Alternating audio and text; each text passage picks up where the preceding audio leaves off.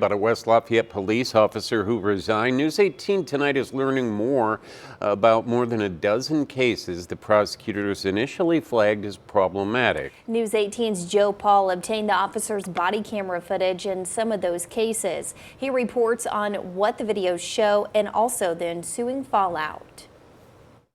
Among the issues that marred Officer Jacob Forgey's short-lived career at West Lafayette Police Department, embellishing evidence. I think I smell marijuana, but I'm not sure. Questionable consent to search. So due to the odor of marijuana emitting from the vehicle, we're going to do a search of the inside. And writing reports that might not match reality. Take, for instance, the case you just heard, a DUI investigation from last year.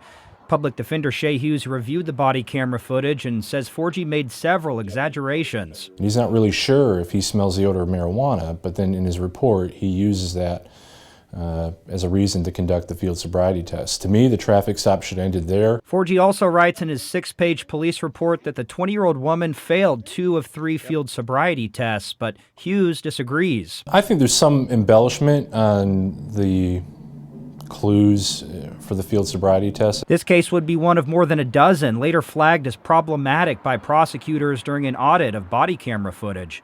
News 18 obtained the police reports for all 13 cases. Of them, 6 people were never formally charged. Another 6 were charged and sentenced, including the woman in the case you just saw, before prosecutors discovered Forgey's alleged wrongdoing. The state needs to go back and move to vacate those judgments immediately. Tippecanoe County Prosecutor Pat Harrington says, quote, "This is an ongoing process and we're working to complete it as soon as possible." One remaining case is among dozens of Forgey's active and pending cases that are being dropped amid the fallout. 51 to be exact, according to another News 18 public record request. Prosecutors say 25 more cases will be dismissed under current diversion agreements. West Lafayette Police Chief Troy Harris says, quote, "We all have individuals in our lives who make mistakes. That doesn't make them horrible people, but we must hold them accountable. Jake Forgey's a good man that made some regrettable errors, and I wish him the best." I don't believe these were mistakes. I just think it was deliberate. He knew what he was doing was wrong and decided to push forward anyways. Reporting in West Lafayette, Joe Paul, News 18.